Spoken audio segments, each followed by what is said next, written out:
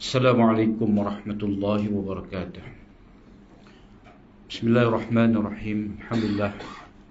Wassalatu wassalamu ala Rasulillah wa ala alihi wa sahbihi wa man wala.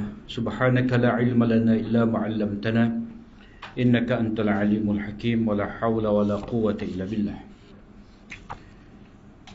Alhamdulillah, kita sambung lagi perbincangan kita pada perumpamaan yang berikutnya. Allah SWT membuat perumpamaan berkenaan dengan orang-orang yang tidak mahu kepada hidayah itu seperti hemar. Allah SWT menyebut dalam surah Al-Muddathir ayat 49 sehingga 51, "Fama lahum 'anit tadhkirati mu'ridin ka'annahum humurun mustanfirah farrat min qaswarah." Kalau demikianlah halnya orang-orang yang bersalah, maka mengapa mereka berpaling lari dari peringatan Al-Quran, seolah-olah mereka sekawan keldai liar yang melarikan diri ketakutan dari singa. Jadi Allah SWT buat perbandingan di hujung surah Al-Muddathir ini. Golongan yang tidak mahu, golongan yang berpaling daripada hidayah Allah Ta'ala, dalam keadaan hidayah itu telah jelas. Di mana Nabi yang menyeru kepada hidayah itu benar-benar ikhlas dan mempunyai sirah hidup yang dapat diteladani. Jadi mereka ni Allah SWT mensifatkan mereka itu sebagai binatang hemar yang liar. Hemar liar. Dan hemar itu sendiri adalah satu perbandingan yang dibuat untuk menyatakan kebodohan, tidak ada akal. Itu mengapa Allah SWT mengangkat hemar di sini sebagai perbandingan. Cuma hemar ni dia lari daripada singa untuk menyelamatkan dirinya. Tetapi orang musyrik ni, orang kafir ni lari daripada Rasulullah sallallahu alaihi wasallam, lari yang menyebabkan mereka itu binasa. Jadi sifat mereka sebagai keldai liar, tidak mempunyai akal langsung. Dia akan lari dalam keadaan tak tengok kiri kanan dah. Mereka lari untuk menyelamatkan diri. Tetapi Allah SWT sebut di sini sebagai celaan terhadap kaum tersebut kerana mereka melarikan diri daripada petunjuk hidayah. Mustanfirah ni, dalam ayat ni kita tengok, yang pertama, himar tu sendiri, humur. Humur tu jamak kepada himar. Mustanfirah ni satu dengan makna melarikan diri sambil mengerah pihak lain melarikan juga. Mana dia bukan lari seorang, pakak-pakak lari belakang. Jadi kalau lari biasa tu dia panggil nafirah. Tetapi ini mustanfirah. Dalam keadaan mereka tu menggesa, yang lain itu lari juga. Mengerah, orang lain itu lari juga. Satu lagi, mustanfirah ni, mana lari tak tentu hala. Tak tahu nak gimana. Tu boleh juga. Mana orang musyrik ni, orang kafir ni, bila jelas ditunjukkan ini jalan tauhid, jalan fitrah, agama yang benar, bukti daripada Al-Quran, mereka tak sih. Jadi mereka tu dia akan pergi kepada sama ada kekal dalam agama dia yang asal, ataupun dia ambil agama-agama lain.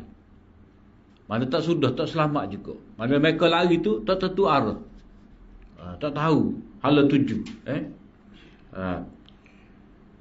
Jadi perkataan lari ni farrat. Dia lari daripada singa. Mana takut. Jadi farrat tu mana lari. Kita sebenarnya kalau kata lari, itu ada disebutkan dalam Al-Quran surah Az-Zariyat, fafirru ilallah, lari kepada Allah. Kena pergi dengan cepat. Itu sikap orang beriman. Orang beriman dia lari menuju kepada Allah Ta'ala bersegera. Berbeza dengan orang musyrik, orang kafir ni, dia lari meninggalkan Rasul. Sebab dia takut. Dia takut tu mungkin kerana takut bila mendengar ayat-ayat tentang ancaman. Tapi sebenarnya lari itu, sepatutnya lari meminta perlindungan dari Allah Ta'ala. Itu sepatutnya. Dan ayat ni juga bila sebut kepada kita min qaswarah,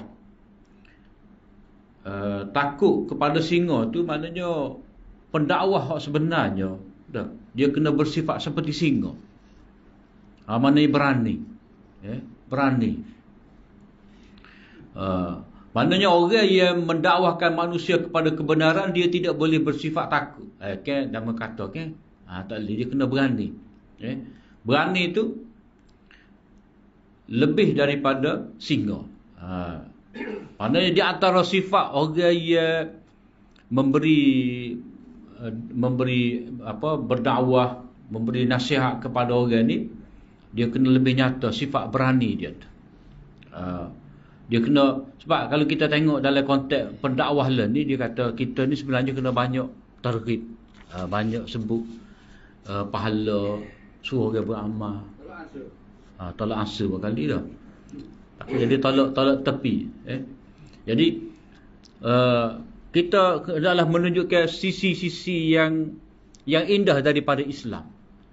Adapun berkenaan dengan berdebat, berhujah, ayat-ayat tentang neraka, azab tu kita sipel.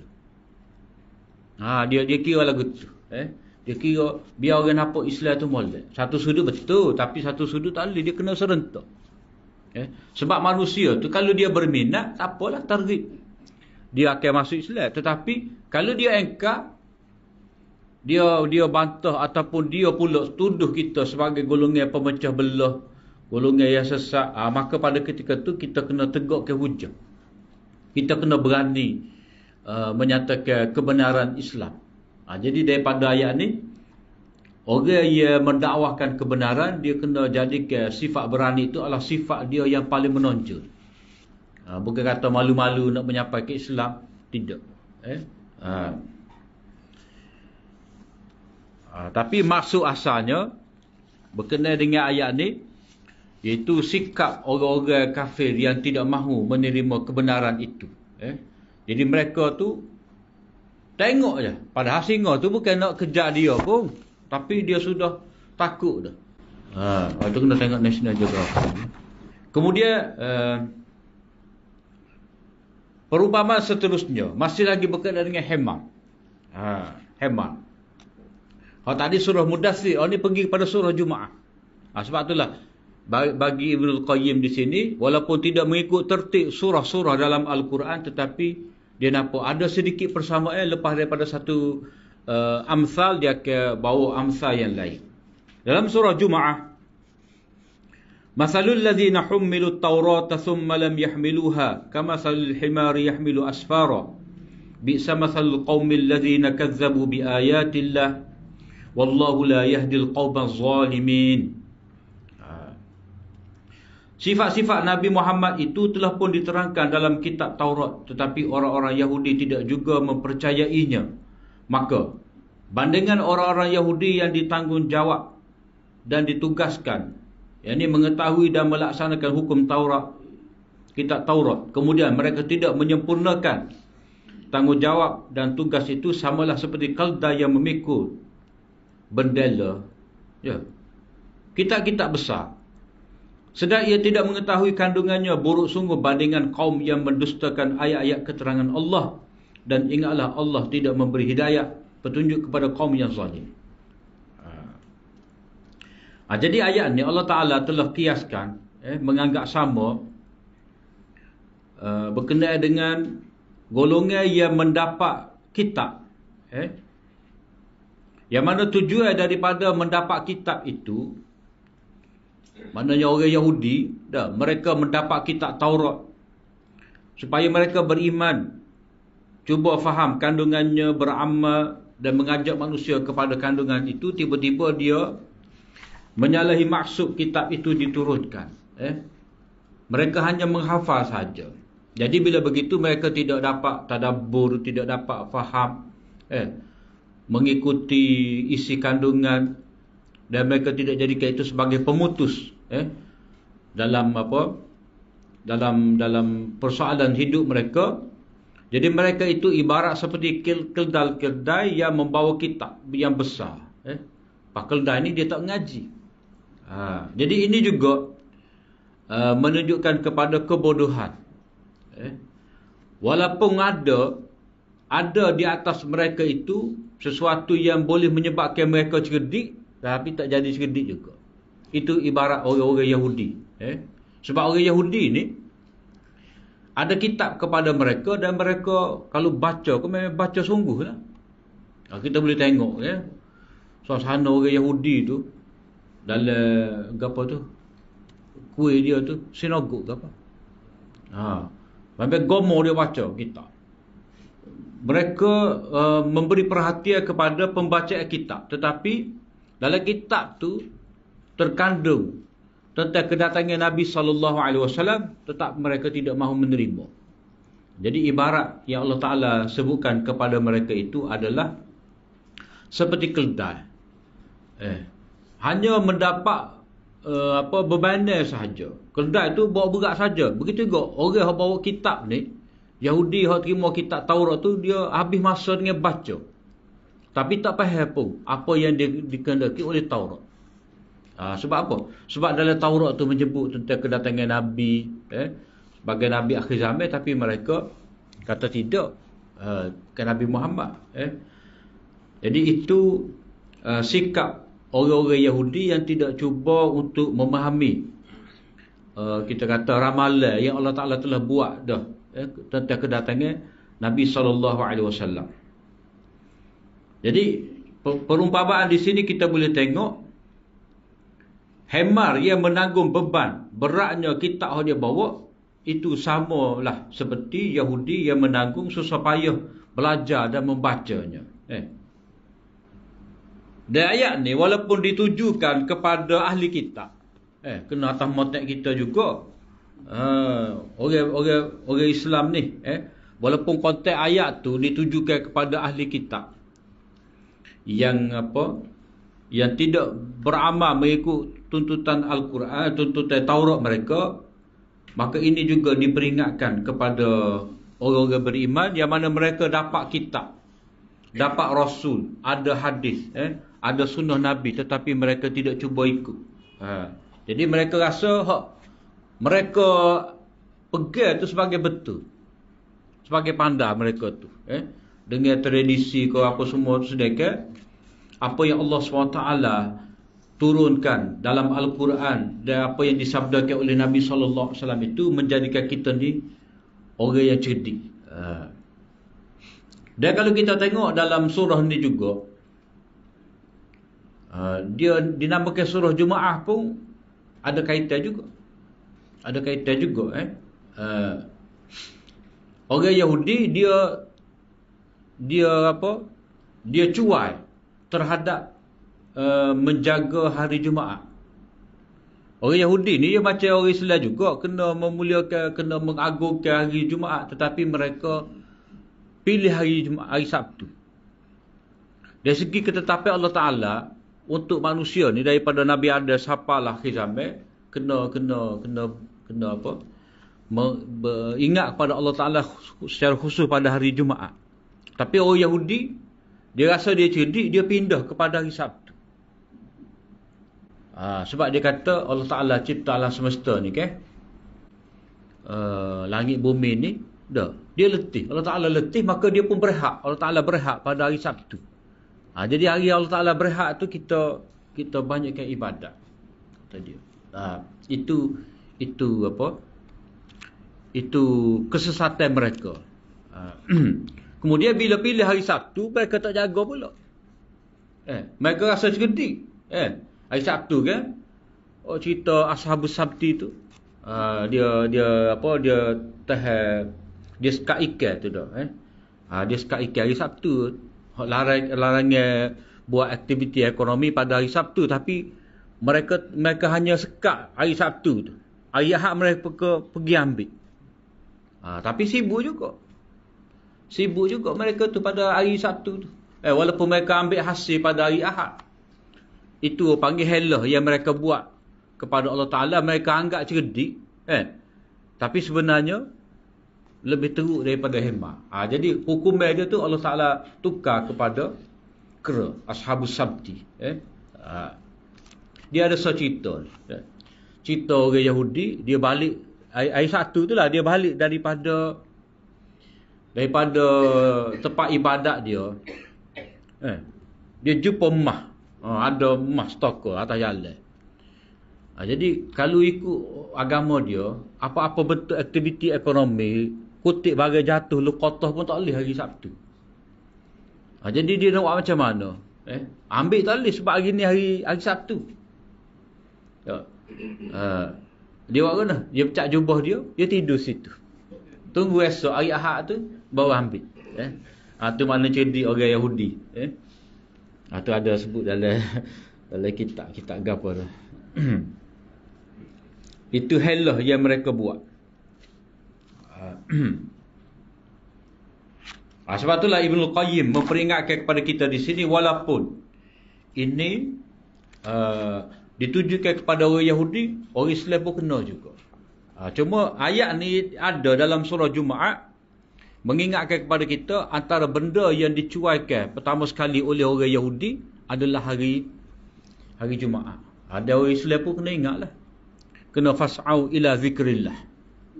Dan khutbah Jumaat tu hendaklah apa-apa yang mengandungi zikrullah. Maknanya Tok Khatib tu dia kena tahu nak bercakap dalam khutbah tu. Zikrillah ni maknanya kena sebut kalam Allah jugalah. Kalam Allah juga. Kemudian berkenaan dengan surah Jumaat ni, kalau kita tengok sebelum daripada ayat ni kan, wallazi ba'atha fil ummiyina rasulan minhum. Orang Yahudi dia tidak dapat terima kedatangan Nabi sallallahu alaihi wasallam itu sebagai rasul. Dan mereka anggap mereka itulah sebagai keturunan Nabi Ishaq. Nabi Yaqub sebagai orang yang mulia, sedangkan tidak. Kemuliaan ni bila Allah SWT tetapkan mulia, itu dengan cara ikut kitab dia.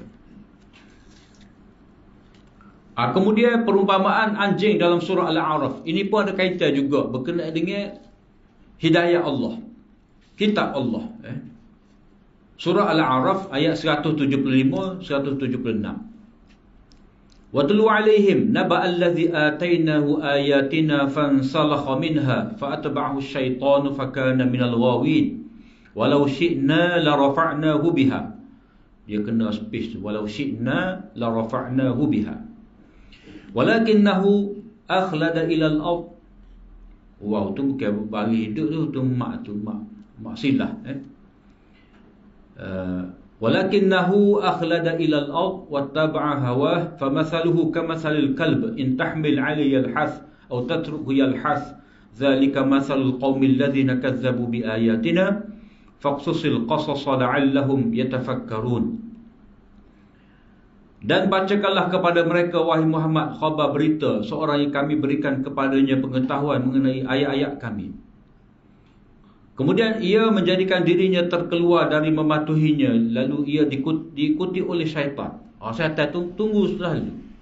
Sebab saja orang itu tinggal ayat-ayat Allah, manusia itu tinggal daripada memerhatikan kekuasaan Allah. Bila mana manusia itu keluar daripada fitrah dia, fitrah mengakui agama tauhid, syaitan tunggu selalu. Maka jadilah dia dengan sebab godaan syaitan tadi dari kalangan orang-orang yang sesat. Walau syi'na la rafa'nahu biha. Dan kalau kami kehendaki, nescaya kami tinggikan pangkatnya, darjatnya. Maknanya dengan kitab Allah ni seseorang itu jadi tinggi di sisi Allah, jadi mulia. Walau syi'na la rafa'nahu biha. Maknanya dengan dia beriman dengan ayat-ayat Allah Ta'ala tadi, dia boleh jadi orang yang tinggi darjat di sisi Allah Ta'ala. Tetapi dia bermati-matian, cenderung kepada dunia dan menurut hawa nafsu dia. Mana dia lebih memilih dunia yang sementara dan dia ikut kehendak diri dia. Nak jaga standard dia, maruah dia, kedudukan dia, macam-macam. Maka bandingannya itu seperti anjing. Jika engkau menghalaunya, ia menghulurkan lidahnya dengan termengah-mengah. Dan jika engkau membiarkannya, ia juga menghulurkan lidahnya termengah-mengah. Sumpah itulah ia. Demikianlah bandingan orang-orang yang mendustakan ayat-ayat kami. Maka ceritakanlah kisah-kisah itu supaya mereka berfikir. Jadi ayat ni Allah SWT buat perbandingan berkenaan dengan orang yang mendapat ilmu daripada kitab. Mana dia tahu tentang tauhid kepada Allah, tentang kekalnya akhirat, dunia ni sementara, tetapi dia mengutamakan hawa nafsu, dan dia membiarkan dirinya itu disesatkan oleh syaitan. Jadi berkenaan dengan ayat ni, macam-macam pendapat ahli tafsir lah. Ada kata diturunkan kepada pendeta Yahudi dahulu. Ada yang kata ini diturunkan berkenaan dengan Umayyah bin Abi Salt. Umayyah bin Abi Salt ni dia orang yang sezaman dengan Nabi. Dia tak suka juga kepada penyembah berhala. Lalu dia pun pilih nak cari agama. Dia merantau ke situ ke sini. Siapa pergi mana? Dia pergi Taif. Antara tempat dia pergi Taif. Bila mana Nabi SAW dibangkitkan, dia pun balik ke Mekah. Lepas tu dia tengok Nabi Muhammad, tak jadi ikut. Dia dengki. Seolah-olah dia tu nak dia sebagai Nabi. Walaupun pada mulanya dia tu tidak dapat menerima penyembah berhala oleh golongan musyrikin Mekah. Lalu dia lari. Itu sebenarnya dia telah mendapat ayat Allah. Ayat di situ ditafsirkan oleh apa kita baca tu Ibnu Ashur. Ayat Allah tu maknanya Allah Ta'ala telah timbulkan dalam dirinya itu kesedaran, berfikir bahawa tidak mungkin Allah Ta'ala, Tuhan semesta alam ni dia ada sekutu. Tak mungkin berhala-berhala yang diciptakan itu layak disembah. Jadi berdasarkan kepada bukti fitrah, dia mendapat ayat Allah. Jadi ayat Allah tu kami berikan kepadanya tu ayat-ayat kami, mana dia tahu tentang agama tauhid itu dah berdasarkan kepada fitrah. Lalu dia keluar daripadanya, tak sih. Dia keluar. Dia keluar maknanya dia daripada Taif pergi ke Mekah, kemudian dia lari ke tempat lain pula. Kalau dia duduk situ lama sikit dengan Nabi, mungkin dia dapat dengar sedikit demi sedikit ayat-ayat Allah Ta'ala Al-Quran ni, maka dia menjadi orang beriman. Dah. Tapi dia fansalakha minha, dia lari. Insalakha ni, kalau kita tengok dalam kitab tafsir, insalakha ni mana tubik dengan payah. Maknanya kalau seorang tu dapat kebenaran, dapat hidayah, tahu tentang ayat-ayat Allah, dia nak tinggalkan agama tu, nak lari daripada fitrah, payah sebenarnya. Tapi dia lari juga. Perkataan insalakha ni digunakan oleh orang Arab untuk apa? Lapah.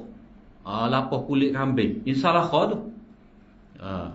Nak buat payah. Maknanya kalau seorang tu ada fitrah tentang tauhid, kalau dia tinggalkan juga, itu maknanya benda yang dia dia lawan fitrah. Payah tu. Payah nak terjadi sebenarnya lagu tu, tetapi oleh kerana dia tu membiarkan dirinya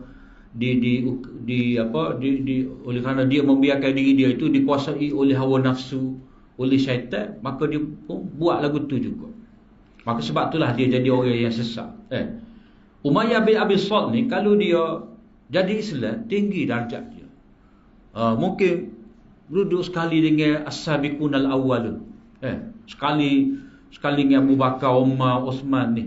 Tapi dia pilih kepada, dia memilih dunia tu. Sebab dia pun nak juga jadi Nabi rupanya. Jadi Allah SWT buat perumpamaan dengan sifat anjing di sini, dah.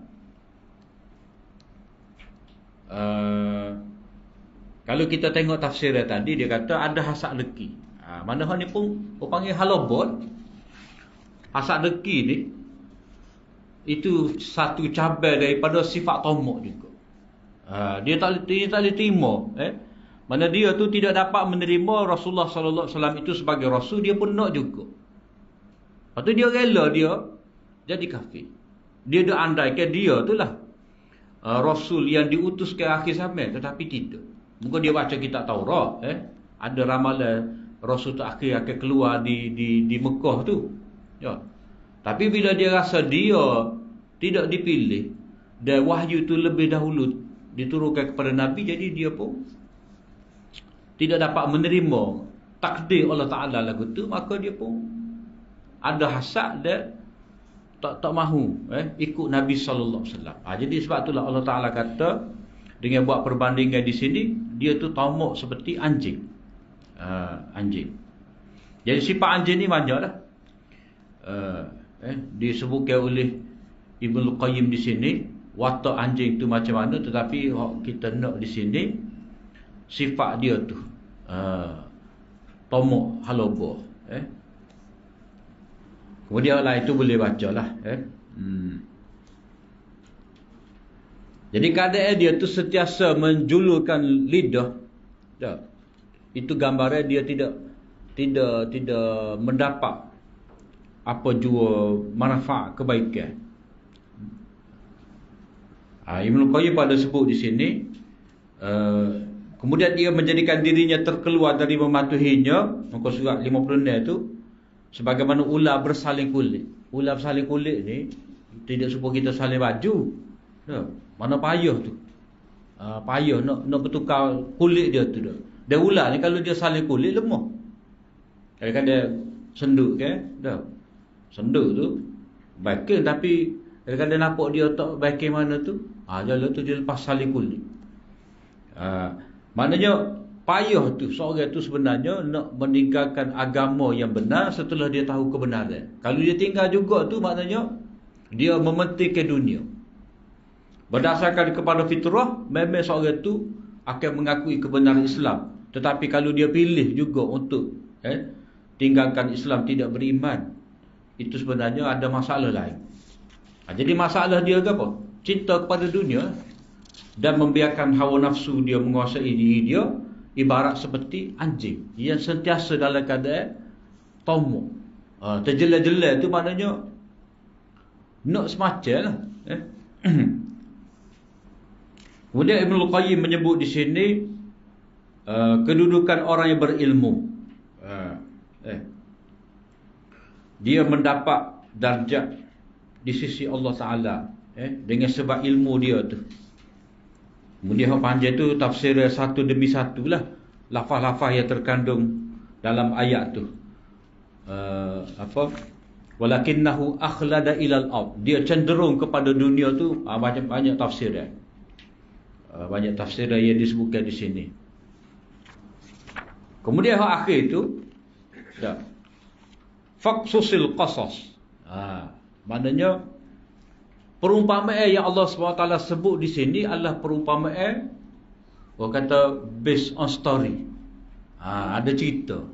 Bukan benda yang Allah Taala buat sebagai khayal lah, tetapi ada cerita. Sebab Allah Taala kata faqsusil qasas. Bacakanlah cerita-cerita. Maknanya benda lagu ni dia berlaku semua sepanjang perjuangan nabi-nabi. Ada semua orang yang tahu kebenaran, tetapi dia berpaling tanda. Kemudian nanti kalau di tanah Arab ni ada seorang hebat ni, nama gapo tak ingat dah. Dia ni hebat ni kata kalau dia tetap atas jalan yang lurus, jalan tauhid ni, dia hebat daripada bembas lagi. Tapi akhirnya dia jadi orang etis. Nama Abdullah ke apa nama ke apa tak ingat tu. Kitab dia banyak kitab dia. Dia cabar Tuhan. Orang Arab, Salafi asal. Sebab itulah kalau kata bekas Wahabi, orang tu bekas Wahabi ni, bekas kita tak pelik. Bekas Wahabi jadi aswaja tak pelik. Kan? Tapi bekas Wahabi jadi etis, jadi mulhid, ada. Ada. Sebab apa? Ada masalah dalam dia. Dia tidak cuba memahami dengan mendalam hidayah Allah, dan dia tidak, kita kata, berpuas hati dengan wahyu yang dia tahu. Zalika masalul qaumil ladzina kazzabu bi ayatina. Itulah perumpamaan orang-orang yang mendustakan ayat-ayat kami, yakni dalam keadaan jelas. Jadi Allah Taala perintahkan supaya dibacakan cerita-cerita ni.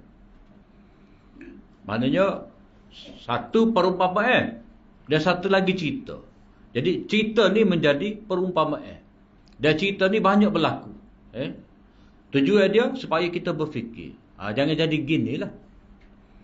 Maknanya apa yang Allah SWT nak menyatakan kepada kita bahawa orang yang mendapat kebenaran ni, orang yang mengetahui perkara yang benar, maka hendaklah dia istiqamah.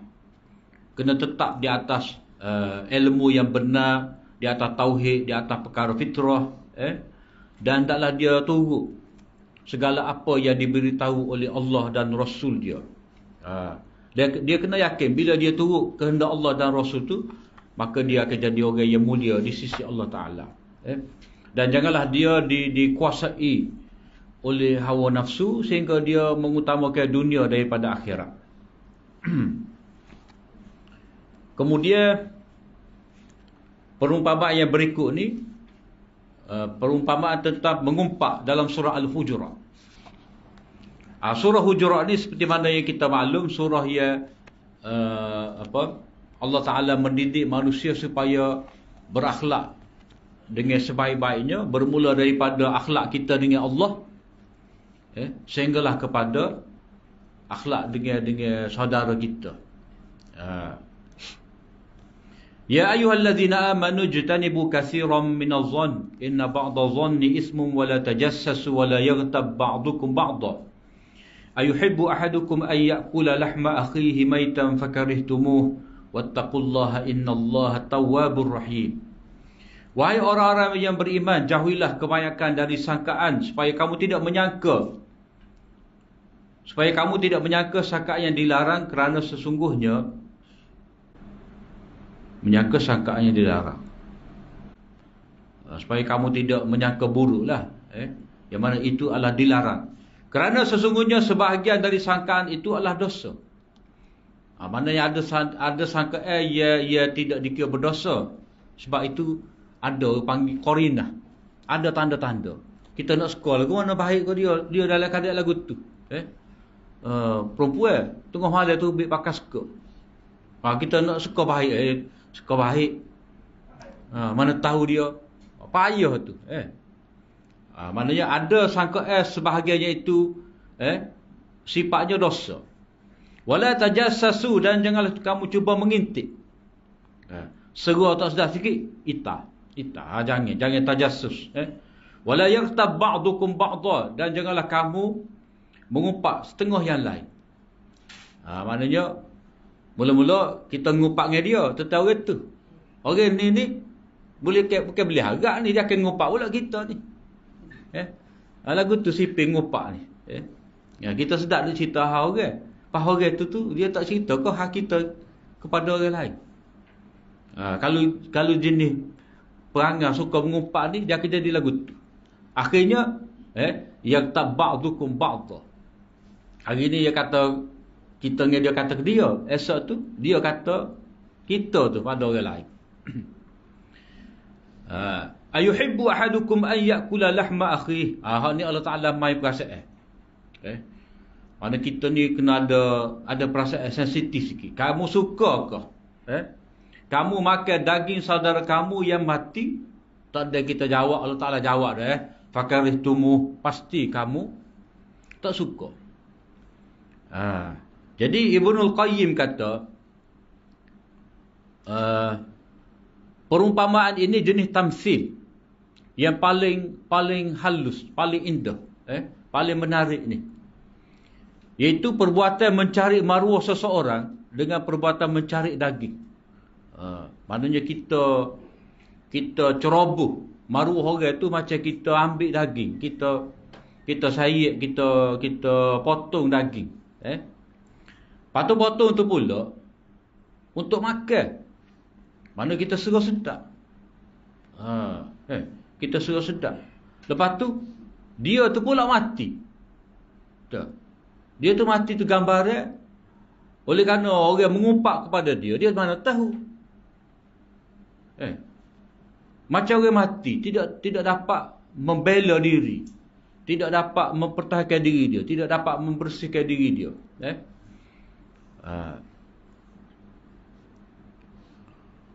Kemudian Allah Ta'ala sebut akhihi. Bila kata akhi, macam adik-beradik, saudara sedaging. Maknanya tak patut. Jadi setiap satu perkataan yang digunakan itu adalah macam yakulu, makan. Makan tu maknanya dia rasa sedap.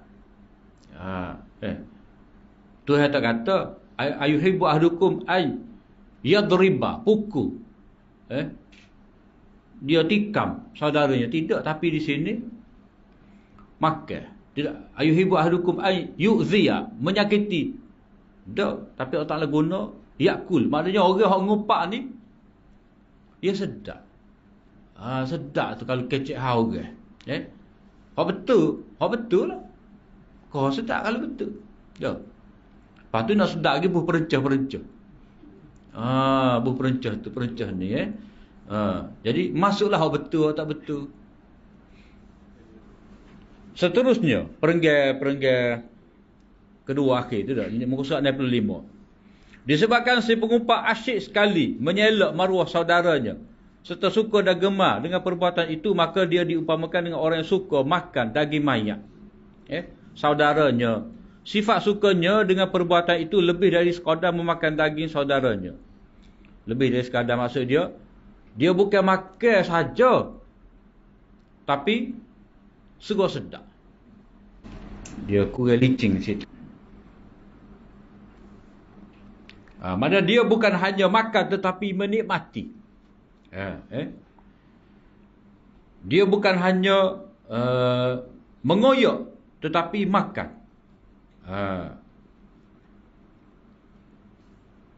Bukan setakat makan, tapi dia tarik sesuatu, cari satu demi satu. Itu perumpamaan yang Allah SWT buat. Mana seolah-olah dia tu menikmati dengan perbuatan ni. Jadi Allah Ta'ala tanya, tak ada kita jawab, Allah Ta'ala jawab sendiri. Maknanya benda ni, benda yang tak patut dibiarkan. Jadi kena segera berhenti. Cara berhenti lagu mana? Bertakwa kepada Allah. Itulah ubat dia. Kamu takwa kepada Allah, jadi perbuatan ngupak tu dapat dihindari. Jadi kalau ngupak-ngupak tu sebenarnya waktu tu tak ada takwa dalam diri kita. Kemudian perumpamaan abu diterbangkan angin dalam surah Ibrahim. Masalul ladzina kafaru bi rabbihim a'maluhum karamadin ishtaddat bihi ar-rihu fi yawmin 'asif la yaqdiruna mimma kasabu 'ala syai' dzalika huwa ad-dhalalul ba'id. Ini satu lagi perumpamaan yang mana orang kafir itu tidak dapat manfaat daripada amal yang dia lakukan. Sia-sia amal orang yang tidak ada iman. Sia-sia amal orang yang dalam keadaan syirik kepada Allah Ta'ala. Perumpamaan orang kafir terhadap Tuhannya itu, amalan mereka seperti abu yang diterbangkan oleh angin pada hari ribut yang kencang. Abu tu nak agak apa? Waktu lah jeruk, maruh demo apa ni? Jadi abu nak agak apa? Tak ada. Tak ada guna abu. Sebab orang nak agar tu, orang nak bara. Abu tak ada agak apa. Lepas tu abu tu pula ditiupkan oleh angin. Pada hari ribut yang kencang. Jadi natijah dia la yaqdiruna mimma kasabu ala syai'. Kalau mereka buat tu tidak mereka perolehi sesuatu pun faedah daripadanya. Zalika huwa dhalalul ba'id, sia-sia amalan itu adalah kesan kesesatan yang jauh dari dasar kebenaran. Jadi asas kepada penerimaan amalan itu iman dan tauhid. Kemudian Allah Ta'ala menggambarkan keadaan ini seperti apa? Seperti Abu ni, mana dia hampa kecewa di saat dia memerlukan. Ini balik kepada surah An-Nur sebelum pada ni. Surah An-Nur ayat berapa tadi? 38, 39. Wallazina kafaru a'maluhum kasarabin biqi'ah. Tu cerita orang kafir itu, amalan mereka itu seperti fata morgana. Jadi bila tak ada asah, dia hanya jadi abu je. Sia-sia. Kemudian muka surat 70, perumpamaan pohon yang baik. Dalam surah Ibrahim. Pohon yang baik ni Allah SWT buat perumpamaan berkenaan dengan ajaran tauhid. Ajaran Allah Ta'ala itu dia menghasilkan faedah yang besar. Boleh diharapkan. Ni abu tak boleh harap. Tak ada harapan. Dalam surah Ibrahim ayat 24-25. Alam tara kaifa daraballahu masalan kalimatan tayyibah kasyajaratin tayyibah asluha thabit wa far'uha fis sama' tu'ti ukulaha kulla hinin bi'izni rabbiha wa yadribullahu al-amthala lin-nasi la'allahum yatadhakkarun. Jadi tujuan Allah Ta'ala buat perbandingan ni tazakkur, supaya kita dapat pelajaran. Alam tara, kamu tak fikir ke? Kamu tak fikir ke? Maknanya ini satu alam tara ni jangan tengok saja. Jangan tengok saja. Ya. Apakah kamu tak lihat? Lihat belaka, cuma tengok lagu mana. Jadi pertanyaan daripada Allah Ta'ala ni, supaya kita jangan tengok saja. Lihatlah bagaimana Allah Ta'ala buat perbandingan. Kalimah yang baik seperti pokok yang baik. Yang mana akarnya itu kukuh dalam tanah. Wa far'uha fis sama' dan cabang-cabangnya itu menjulang tinggi di langit. Ini bahasa Quran kan, dia sebut tak sebut ni asluha sabitun fil ard. Tak sebut, tapi kita boleh faham sebab Allah Taala kata wa faruha fis sama. Kalau ayat ni mari yang panjang, asluha sabitun fil ard wa faruha aliyun fis sama. Tapi perkataan aliyun dengan fil ard tu tak ada. Sebab apa? Pada isyarat dengan sabit. Fil ard tak payah sebut sebab memadai dengan fis sama. Tu Quran tu dia sebut satu sifat sebagai perbandingan satu lagi. Perbandingan ini antara akar dengan cabang. Sifat yang ada pada akar tu tidak disebutkan sepenuhnya, tetapi hak tidak disebutkan sepenuhnya itu disebutkan pada cabang dan itu sudah mewakili. Pada isyarat-isyarat gitu, tu bahasa Quran. Tetapi bila kita terjemah, kita kena kata asluha sabitun fil ard. Tuti ukulaha kullahinin biizni rabbiha. Dia mengeluarkan, mengeluarkan buahnya. Pokok itu sentiasa mengeluarkan buahnya tiap-tiap masa. Yang ni siapa musim dengan izin Allah Ta'ala. Cukup dengan baja dah. Dengan air dia tu. Dan Allah mengemukakan perbandingan. Perbandingan untuk manusia supaya manusia beringat mendapat pelajaran. Jadi ajaran tauhid ni, mana ajaran tauhid kalimah yang baik. Maknanya Allah Ta'ala ibaratkan i'tiqad kita la ilaha illallah. Itu seperti pokok yang kukuh. Mana duduk dalam hati tu, ajaran tauhid tu meresap dalam hati. Sampai masa keluar buah. Maknanya orang beriman, ini perumpamaan orang beriman yang ada kalimah tauhid yang mengamalkan Islam itu, dia dapat memberi kebaikan. Setiap waktu. Setiap waktu yang diperlukan akan ada kebaikan daripada dia. Itu kesan daripada agama tauhid.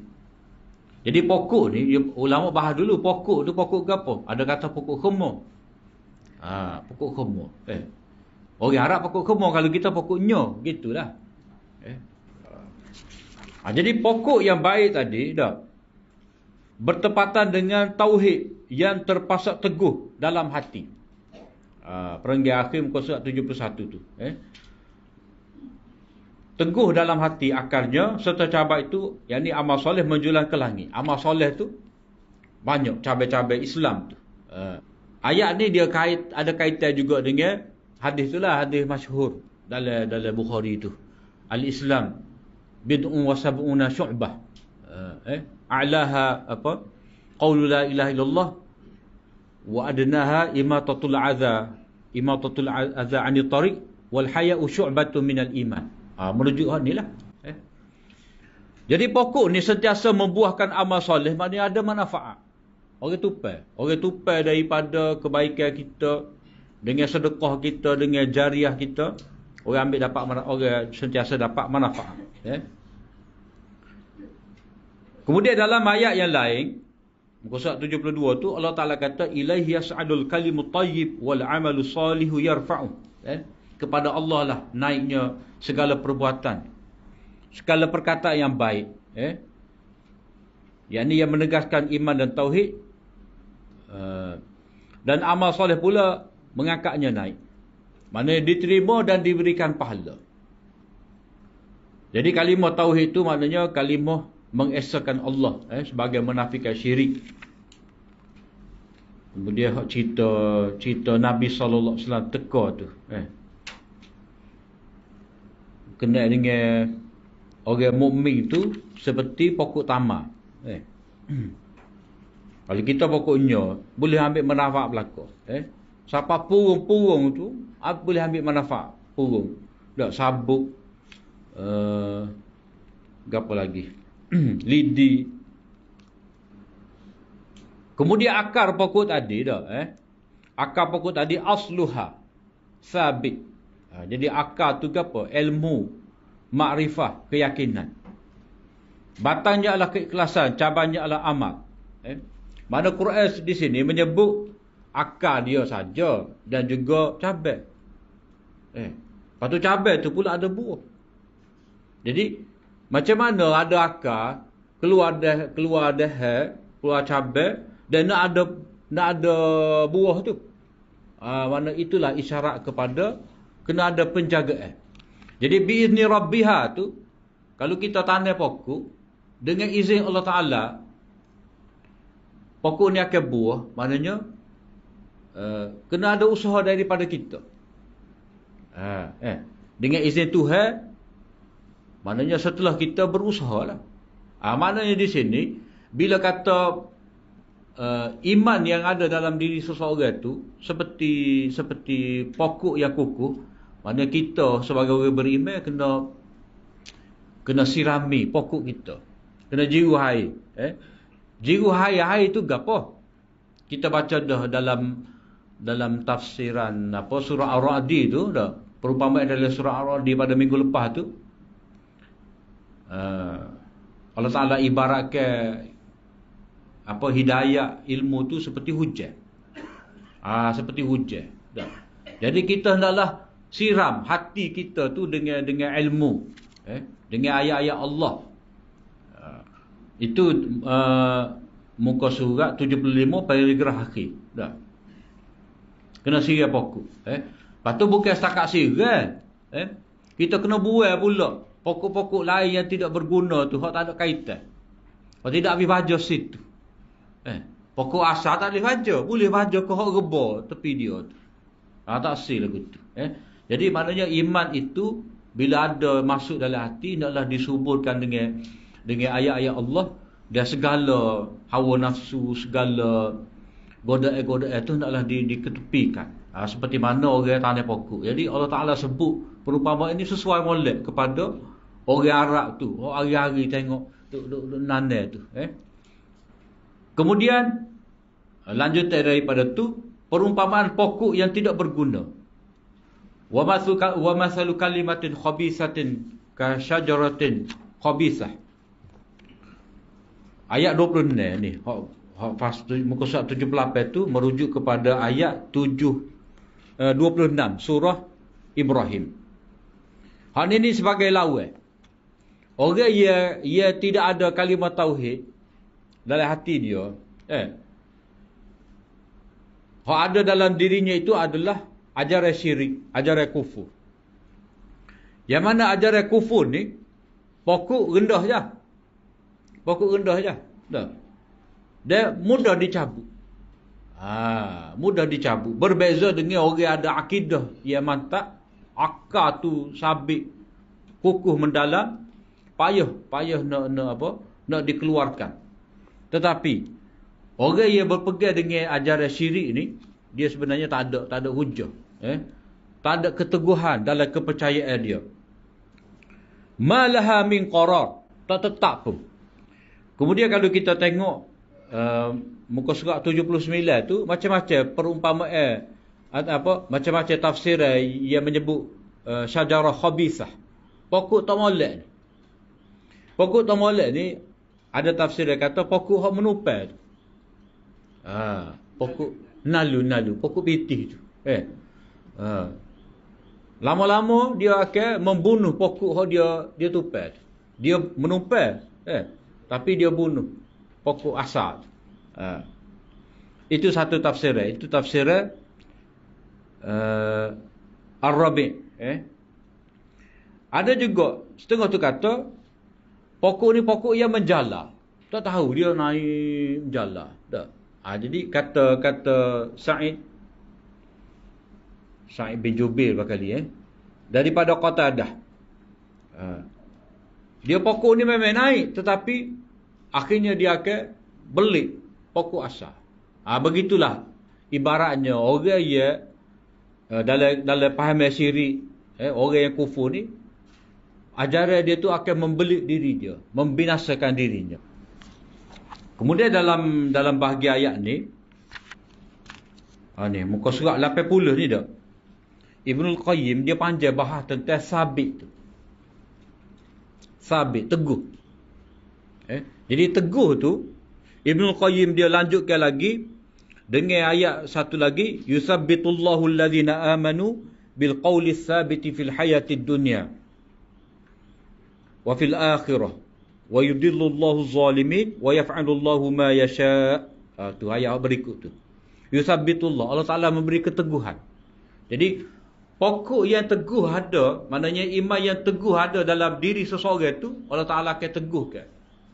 Dengan syarat dia tazakur tadilah. Dia baca ayat-ayat Allah Taala, maka akan bertambah ilmu dia, akan bertambah dia tu sedar, mengingatkan diri dia tentang Allah SWT. Maka Allah Taala sebagai balasan, yusabbitullah, Allah Taala meneguhkan hati dia. Muka surat 80 tu ayat ke berapa tu? Allah menetapkan pendirian tu. Ayat 27. Ayat 27. Dengan kalimah yang teguh. Maknanya Allah Ta'ala meneguhkan pendirian orang beriman tadi. Jadi bila sebut yusabbitullahu alladhina amanu bil qawli tsabiti fil hayatid dunya wa fil akhirah itu, muka surat 80 kita ni dah perenggan bawah sekali. Hal ini demikian kerana seseorang hamba sentiasa memerlukan peneguhan pendirian dari Allah. Maknanya kita sebagai orang beriman ni tidak perlu kepada perhatian daripada Allah Taala. Maknanya kita sentiasa berhajat kepada perhatian Allah, penjagaan Allah, keteguhan daripada Allah. Tidak boleh terlepas daripada perhatian Allah walaupun sekelip mata. Tu tak apa nak faham mana tu, meskipun sekadar sekelip mata. Dah. Maknanya kita ni sentiasa perlu kepada penjagaan Allah dan tidak boleh terlepas kita ni daripada perhatian Allah Taala walaupun. Sebab itulah dalam doa apa tu doa tu? Ya Hayyu ya Qayyum bi rahmatika astaghits aslih li sya'ni kullah wa la takilni ila nafsi tarfata ain. Wahai Allah yang bersifat Hayy, yang qayyum, yang mentadbir. Baikilah diri aku ni semua sekali. Wala takilni ila nafsi, jangan lok kat aku. Jangan biarkan aku ni kepada diri aku sendiri walaupun sekejap ya. Tak boleh. Maknanya kita mengharapkan penjagaan Allah Taala setiap masa. Itu yusabbitullah tu. Itulah orang panggil hidayah tasbit. Hidayah tasbit. Keteguhan atas siratal mustaqim. Kalau tidak, jika Allah tidak meneguhkannya, pasti iman. Langit dan bumi iman. Tak faham mana tu tak? Jika Allah tidak meneguhkan iman kita, jika Allah tidak meneguhkannya, pasti iman kita ni walaupun setinggi langit. Tak? Walaupun terpacuk dalam bumi, kalau Allah Ta'ala tak jaga, akan cabut juga. Pokok tu tinggi mana pun, akan tumbang juga. Ini mengingatkan kita supaya jangan terpedaya lah dengan keadaan diri kita lah ni. Jangan kata kita belaka. Sebab itulah kita diajar baca la haula wala quwata illa billah. Sentiasa minta taufik hidayah daripada Allah. Kemudian muka surat 81 tu berkenaan dengan peneguhan hati. Jadi Ibnu Qayyim menyebut di sini bahawa peneguhan itu dari Allah Ta'ala. Cara dia kita hendaklah baca semua ayat-ayat Allah, terutamanya berkenaan dengan cerita para nabi yang terdahulu. Kena dengar nasihat. Kena dengar nasihat. Kemudian hadis muka surat 83 tu berkenaan dengan azab kubur. Berkenaan dengan azab kubur ni apa mari sini ni? Iaitu yusabbitullahu alladhina amanu bil qawli tsabiti fil hayatid dunya, keteguhan iman daripada Allah, wa fil akhirah tu dalam kubur. Jadi dapat menjawab soalan muka nakir.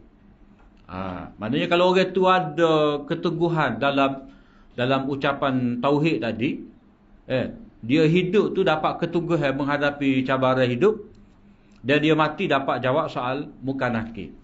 Tu panjang tu. Panjang hadis tu. Hendaknya orang beriman di dunia, maka dia dapat jawab. Orang beriman teguh imannya itu dapat jawab soal muka dan nakir. Muka nakir. Siapalah pada muka surat 91. Kemudian perumpamaan orang musyrik dalam surah Haji. Ini Ibnu Qayyim ni telitah kepada dia mungkin. Dah. Kalau tak ada kalimah tauhid dalam diri kita, maka tak ada siapa yang dapat menyelamatkan kita. Kalau kita ada kalimah tauhid, kita akan dapat keteguhan. Allah Ta'ala akan teguhkan hati kita. Jadi dalam ayat surah Al-Hajj ni, ayat 30-31, perumpamaan yang Allah SWT buat berkenaan dengan akibat buruk. Orang yang syirik ni iaitu tidak ada sebarang bantuan untuknya. Ibaratnya seperti dia tu jatuh dari langit lalu disambar oleh burung. Fajtanibu rijsa minal awthan wajtanibu qawla zur hunafa'a lillahi ghayra musyrikin bih. Wa man yusyrik billahi faka'annama kharra minas sama' fatakhtafu at-tayr aw tahwi bihi ar-rihu fi makanin sahiq.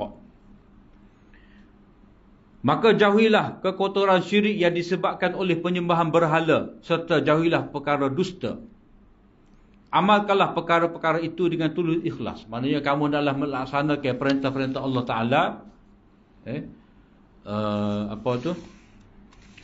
Mengerjakan segala perkara-perkara haji, bagi menegakkan syiar tauhid tadi. Menegakkan syiar-syiar Allah dengan ikhlas, tanpa syirik. Mana haji tu untuk Allah. Labbaik Allahumma labbaik. Hanya untuk Allah. Tak ada disyirikkan kepada mana-mana benda. Tetapi sesiapa yang syirik kepada Allah, seolah-olah dia jatuh dari langit. Tinggi tu. Dah. Dalam keadaan tak ada kawalan. Lalu disambar oleh burung. Mana burung tu makan, sesat. Habis itu, mati dia. Ataupun dia dihumbankan oleh angin ke tempat yang jauh yang membinasakan. Mana dia jatuh hancur berkecai. Sahik tu maknanya hancur. Bahasa Arab dia panggil mashuk. Mashuk ke apa cikgu? Mashuk. Tak bedok mana? Mashuk ni bedok. Debu. Mashuk. Mana orang buat bedok ke? Hancur molek tu bau yang tapek muka tu. Mashuk. Sahik tu maknanya hancur. Tempat yang membinasakan, tempat yang mana kalau dia jatuh tu jatuh di batu-batu keras, hancur situ. Hancur berderai, berkecai. Mana dia jatuh tu, kalau burung nanti sambar dia, mana dia tidak dapat kawal. Orang kata daya graviti tu, kuat sangat menarik dia ke bawah. Dan dia tidak ada pilihan untuk jatuh di tempat yang selamat. Tak ada. Tak boleh nak buat apa. Maknanya tak ada siapa pun yang dapat menyelamatkan dirinya. Maknanya di sini hanya senya orang yang beriman tu saja selamat di sisi Allah Ta'ala. Ayat dalam kitab ni tak ada payah. Boleh faham ni, baca sendiri ni. Kemudian perumpamaan berhala dalam surah Al-Hajj. Satu lagi. Ya ayuhan nasu duriba mathalun fastami'u lah. Innal ladzina tad'una min dunillahi lan yakhluqu dzubaba walau ijtama'u lah. Wa in yaslubhum dzubabu syai'a la yastanqidhuhu minhu. Dha'fa at-talib wal matlub ma qadarullaha haqqa qadrih. Innallaha laqawiyyun aziz. Wahai manusia, inilah diberikan satu misal perbandingan. Sesungguhnya, maka dengarlah. Syarat nak dapat hidayah dalam bab amsal ni, kena dengar molek. Istima', dengar dengan penuh perhatian. Sesungguhnya, orang yang menyeru selain daripada Allah Ta'ala, innal ladzina tad'un, sesungguhnya, yang kamu seru, sesungguhnya yang kamu seru selain daripada Allah, tidak sesekali dapat mencipta seekor lalat. Walaupun mereka berhimpun beramai-ramai, pakat kata, nak buat lalat seekor, tak dapat. Maknanya tak ada kuasa. Maknanya benda yang kamu seru tu, berhala yang kamu seru, tak ada kekuatan apa-apa. Dia tidak ada sifat mencipta. Sebab itulah Allah Ta'ala kata, afama yakhluqu kamal la yakhluq. Adakah sama Allah yang khaliq itu dengan benda-benda yang tidak dapat mencipta apa-apa. Sebab itulah bukti khalq ni adalah bukti yang penting dalam bab akidah. Tidak dapat mencipta lalat. Mana lemahnya berhala itu. Tidak ada kuasa. Kemudian Allah Ta'ala agak sikit. Wa in yasluhum dzubaba. Kalau ada lalat, maknanya kalau mari lalat aku cipta. Berhala tu boleh buat apa? Jika lalat itu mengambil sesuatu dari mereka, lalat ambil gapo? Lalat ni bersama mana? Kalau ada walimah ke kek ke gapo dah. Lalat boleh ambil banyak mana? Sikit je. Nak menyelamatkan hak sikit pun tak boleh. Tak boleh. Kalau dia kata, sikit tak apalah, ambil ke dia. Maknanya lemah tu. Mereka tidak dapat mengambilnya balik daripadanya. Tidak dapat menyelamatkan. Kedua-duanya lemah belaka. Lemah yang meminta dari mendapat hajat dan lemah yang diminta daripada menunaikannya. Maknanya lemahnya manusia yang menyembah berhala dan lemahnya berhala daripada menyempurnakan hajat manusia tadi. Dua-dua tu lemah. Hak tu lemah, berhala lemah tak ada kuasa. Hak minta hajat tu lemah akal. Tadi nak mikir ni berhala batu ni. Bukan mendengar boleh bercakap. Jadi sebab itulah di sini Ibnu Qayyim kata selayaknya hamba itu mendengar dengan teliti perbandingan ini. Perbandingan ini saja kau kena dengar teliti. Hal lain pun supalah. Sebab itu kita kata kaedah usul dalam bab memahami ayat-ayat amsal ni kena dengar dengan penuh perhatian. Semua ayat-ayat. Jadi unsur syirik ni Allah Ta'ala nak keluarkan, nak bokeh tubik, jangan wiada walaupun sikit pun. Walaupun besar lalak pun. Muka surat 96 syarat jadi Tuhan. Kena ada qudrat ataupun mencipta. Boleh mentadbir, ada sifat hayy dan qayyum. Sebab itulah al-hayyul qayyum tu dikira sudah merangkumi tu sifat lain. Sifat al-hayyu hidup dan qayyum maha mentadbir. Kemudian dari segi perincian ni, at-talib dengan matlub ni ada kata berhala. Talib tu ada kata penyembah. Matlub tu yang disembah, dua-dua tu lemah. Ada kata talib itu dhafa talib wal matlub berkenaan dengan lalak dan berhala. Berhala yang dicuri daripadanya itu makanan dan lalak yang mencuri makanan. Tu dia ada tafsir dia juga. Lepas tu ada disebutkan muka surat 97.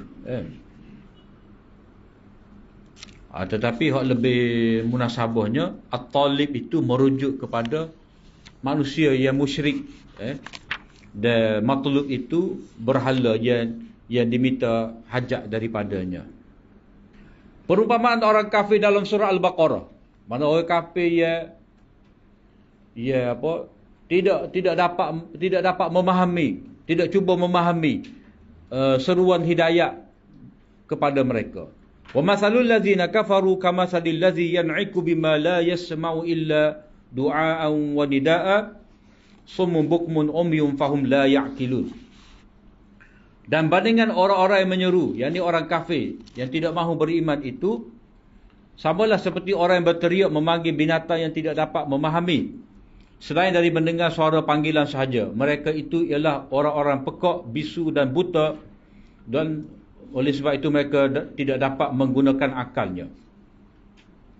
Jadi perbandingan ini tentang apa? Orang yang berteriak. Mana pengembala itulah, pengembala kambing. Dia panggil kambing tu dengan bahasa sebuah kambing lah. Kalau buat porima, lari kambing dia. Dia panggil biri dia tu supaya ikut dia. Ikut dia tu untuk pergi ke tempat ragu lah. Jadi binatang tu dia faham lah. Dia faham. Ada ulama berpandangan bahawa orang yang berteriak dalam binatang itu ialah penyembah berhala. Dan yang dipanggil tu binatang ternak itu pula dianggap sebagai berhala yang disembah. Jadi berhala tu tak boleh dengar, tak dapat dengar, tidak dapat melihat, tidak dapat berfikir. Jadi tasbih perumpamaan di sini, keadaan orang kafir ketika meminta dengan berhala adalah seperti keadaan orang yang berteriak meminta sesuatu yang tidak boleh mendengar suaranya. Ini satu tafsiran lah. Dia banyak khilaf yang disebutkan di sini. Siap orang bagi syair ni. Jadi tafsir satu tadi dah. Berhala yang diseru, berhala yang dianggap sebagai Tuhan itu, Tuhan yang palsu, dia seperti binatang yang mana dia dengar sahaja. Dia hanya mendengar sahaja seruan itu dan tidak dapat memahami apa-apa yang dikatakan kepadanya. Itu satu. Yang kedua, orang kafir itu seperti binatang ternakan. Hak tak faham apa yang dikatakan kepadanya. Lepas tu hak seru tu adalah Nabi. Itu yang kedua.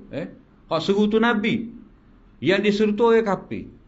Jadi orang kafir ni, bila dia tidak mahu mendengar dengan penuh perhatian, maka dia seperti binatang ternakan. Hanya tahu makan minum sahaja. Itu dua pendapat.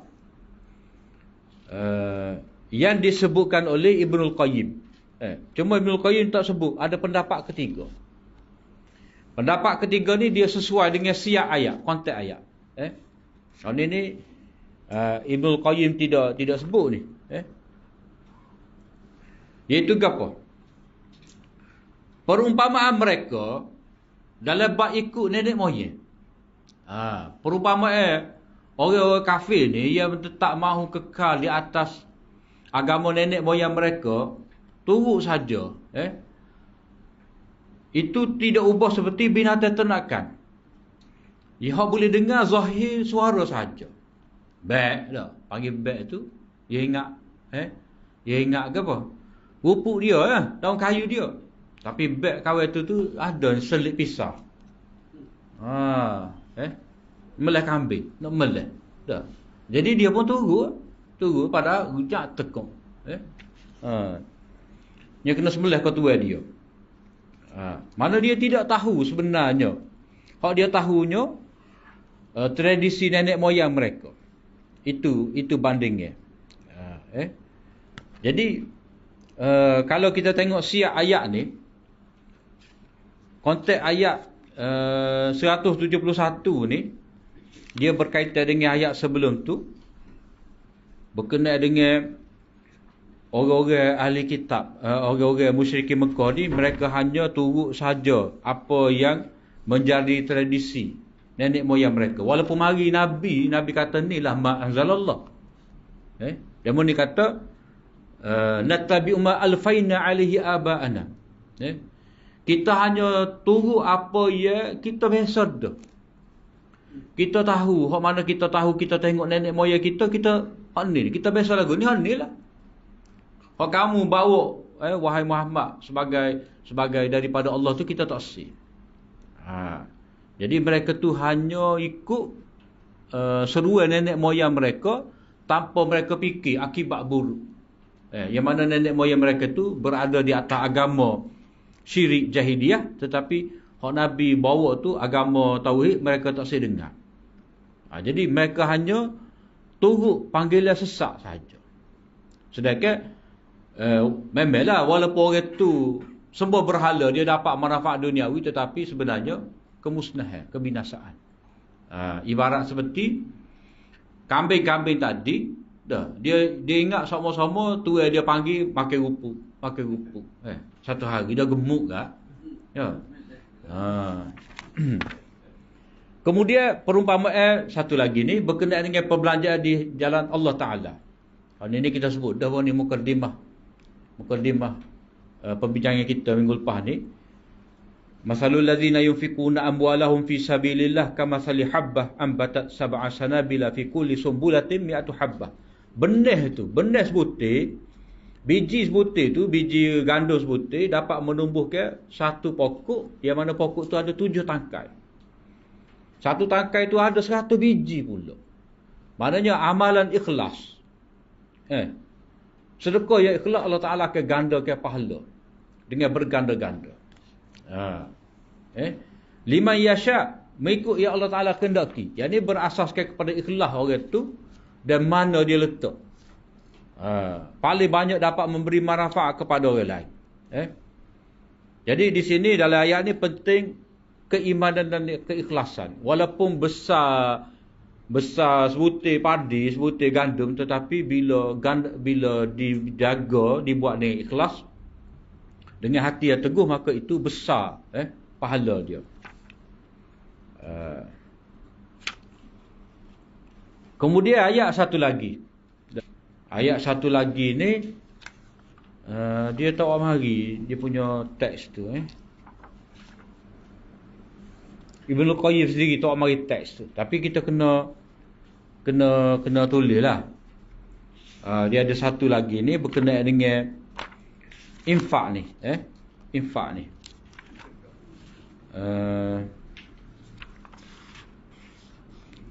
Itu pada ayat 265 surah Baqarah.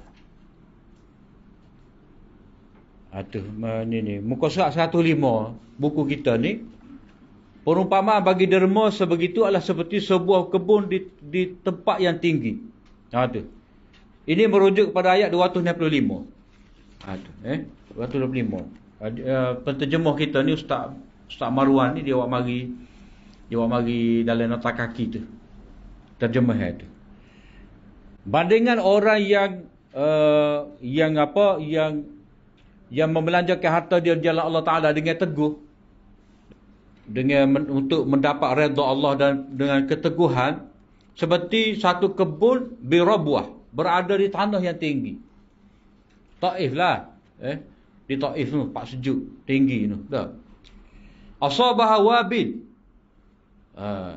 ditimpa dengan hujan yang wabil, hujan yang tak apa lebat mana, hujan renyai-renyai, dah. Maka keluarlah hasil berganda. Fa in lam yusibha wabil, dah. Kalau tak timpa oleh hujan yang renyai-renyai, gerimis pun jadi dah.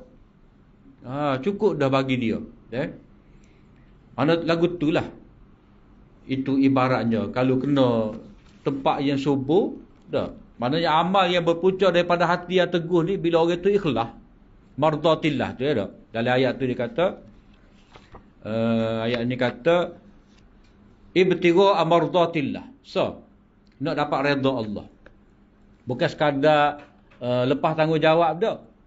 Tapi cari redha Allah Taala yang kedua tasbitan. Tasbih ni mana kadang-kadang kita widerma, kita widerma ni pada sore tu. Dah, kita motosikal ada 3 tu dah. Tengok duk sebab gitu. Mari juga nyesal aku bagi dah. Ugah kalah kita. Mula-mula bawi dah. Tu maknanya kita sudah tergugak dah. Tasbih ni mana kalau dia bagi pun macam mana keadaan penerima tu dia tak kisah. Tetap dia berusaha untuk bagi. Cuma tak lelak gitulah, kena tanya khabar juga dah. Dia mau buat nego ke tidak dengan motosikal tu.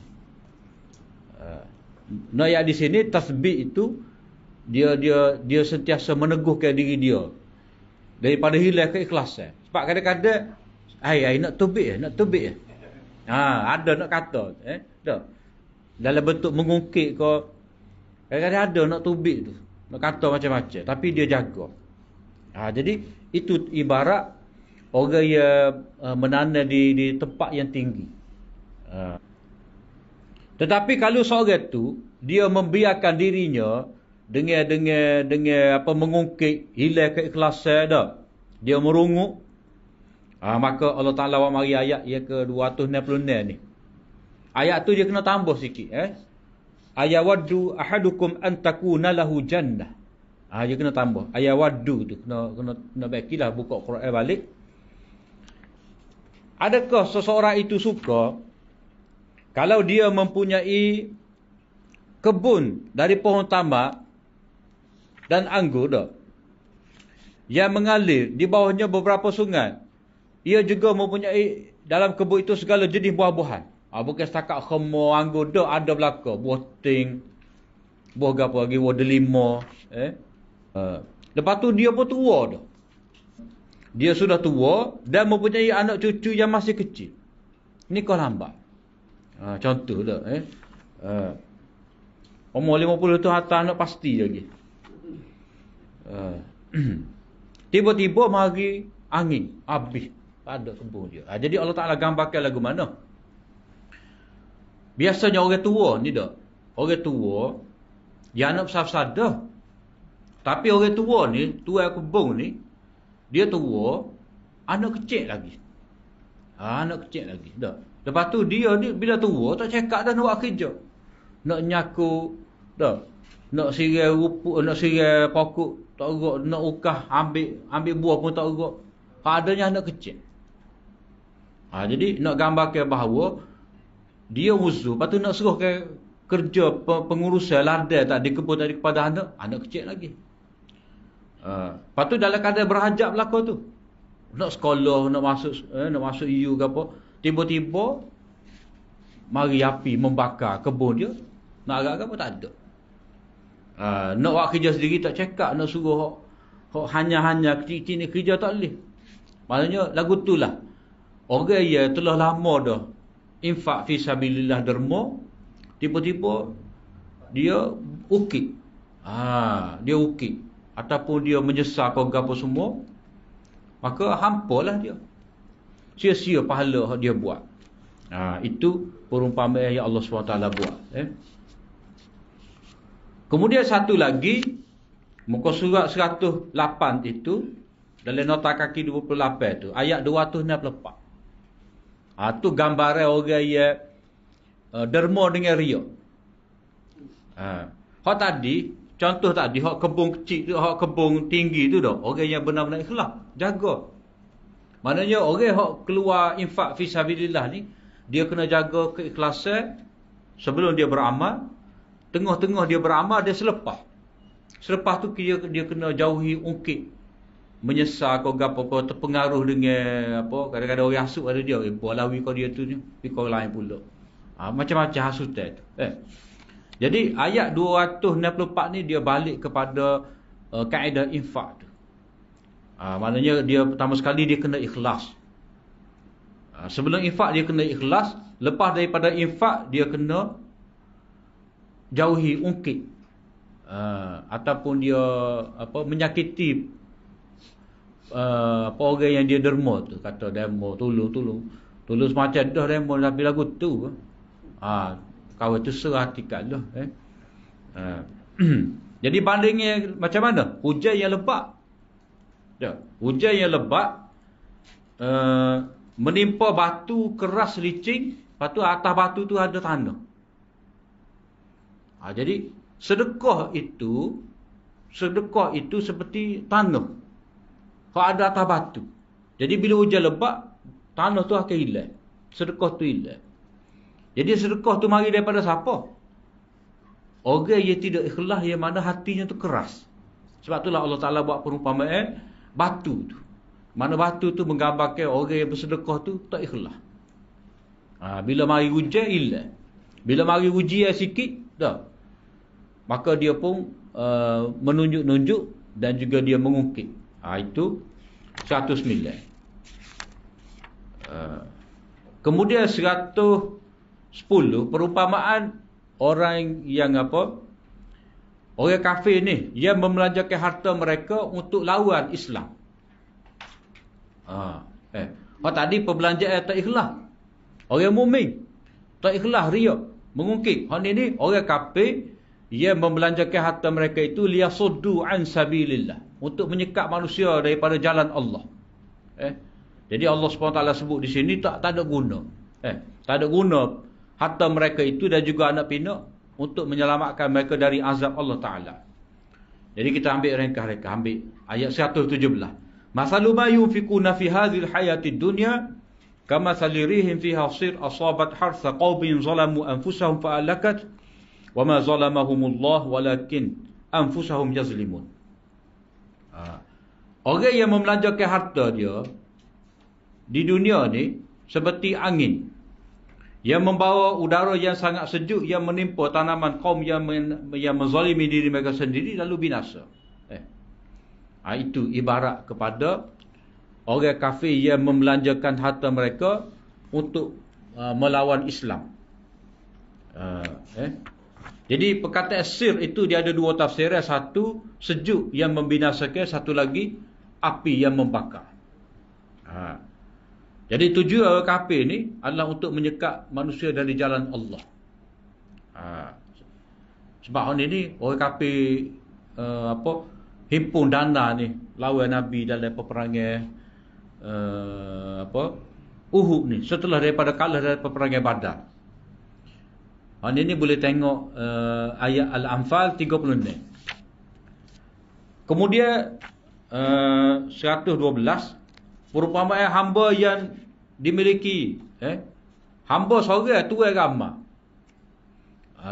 Maknanya betapa tercelanya syirik. Ibarat seperti seorang hamba yang dimiliki oleh beberapa orang yang berkongsi, yang mana mereka tu macam-macam perangai. Tak nak laku. Macam kita kata dah, orang yang semua berhala ni. Dia telah mengabdikan diri kepada berhala, ada 10 berhala. Berhala ni puluh kuning. Hak ni ayah panggil. Hak ni pisah. Macam-macam laku no. Cakap layan. Aduh. Maknanya masing-masing daripada Tuhan tu nak macam-macam benda. Yang berbeza-beza. Jadi di sini seorang hamba yang dimiliki oleh seorang Tuhan mana lebih baik lagi daripada seorang hamba yang dimiliki oleh ramai Tuhan. Jadi sebab itulah kita sebagai orang mukmin yang tauhid kepada Allah Ta'ala ni kena jadi hamba Allah Ta'ala sahaja. Jangan jadi hamba kepada banyak benda. Sebab apa? Sebab dalam bab ketuhanan ni dia tidak boleh ada berkongsi. Kalau kongsi ya bala sipir dia. Kalau kongsi ya bala. Jadi Allah Ta'ala dia tidak pernah berkongsi kuasa dia dengan mana-mana makhluk.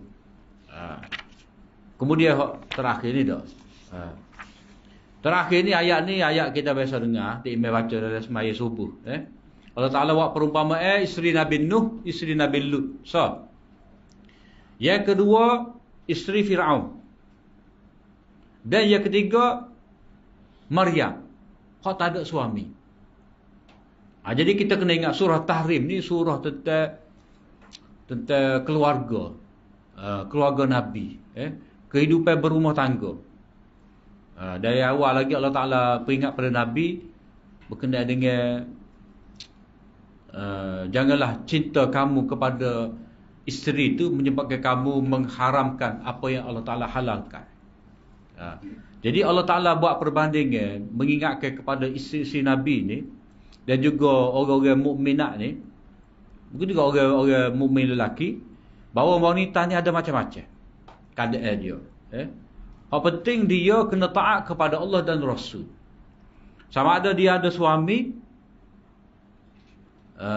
seperti Asiyah,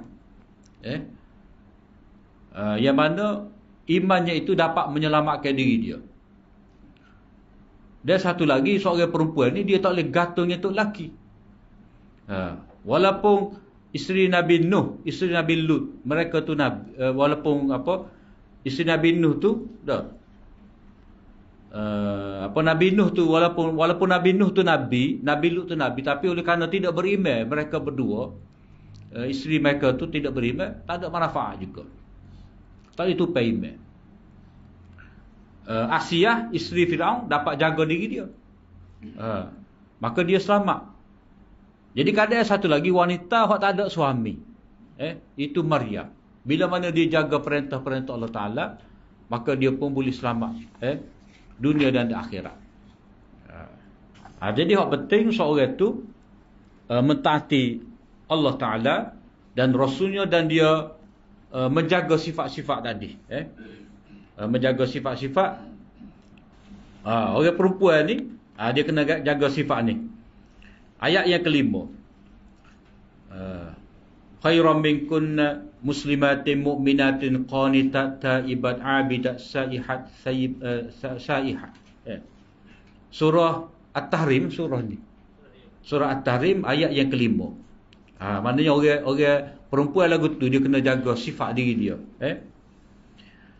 Tetapi ketua keluarga orang lelaki dia kena jaga ayat yang kena. Jadi ada 3 kategori wanita. Cuma hak tak sebutnya suami isteri mukminah. Untuk lelaki suami mukmin, isteri mukminah tak sebut. Tapi ada dah atas-atas. Cuma hak contoh tu maknanya kamu suami isteri kena mukmin mukminah. Jangan jadi siapa isteri Nabi Lut, Nabi Nuh. Itu tak sihnya. Tapi kadang-kadang seorang tu ada keadaan dia wanita tu baik tapi tu lelaki tak baik. Macam mana? Itu ada panduan daripada keluarga Asiyah. Apa raya setakat itulah. Daurah kita kita sebut-sebut tu tapi boleh baca tu. Kalau boleh faham depan-depan tu, hak belakang ni insya-Allah boleh faham juga. Boleh baca sendirilah. Jadi itu setakat saja daurah kita pada pagi ni. Apa yang baik daripada Allah SWT, dan apa yang kurang, silap, salah, tersasul, terkasar bahasa tu, minta maaf lah. Itu kekurangan daripada diri saya. Aku liqauli hadza wa astaghfirullah li wa lakum. Assalamualaikum warahmatullahi wabarakatuh.